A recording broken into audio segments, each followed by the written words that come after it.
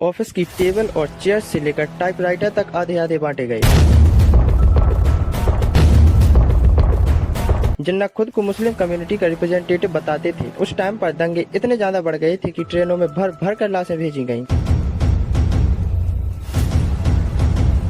Indian national Congress चाहती थी कि भारत एक यूनाइटेड नेशन बना रहे और पार्टीशन ना हो, पर जिन्ना अपनी बात पर अड़े हुए थे।